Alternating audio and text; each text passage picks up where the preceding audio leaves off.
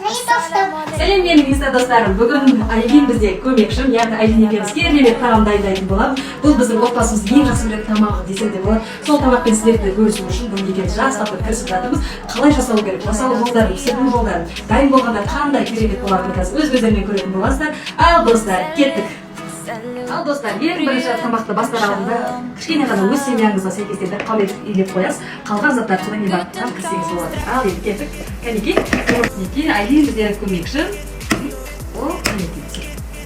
Міне қызым менің. Ал достар, кеттік. Бастаймыз. Біріншіден картошканы жақсылап тұрып 4-5 турап алыңыздар. Қалған еттеріңізді сәбізінде барлығын солай турап алып, қамырыңызды илеп дайындап қойсаңыз болады. Мінекей достар, ең ешқандай қиындығы жоқ. Барлық үйдегі көкөністермен, үйдегі заттармен ғана жасай қоясыз.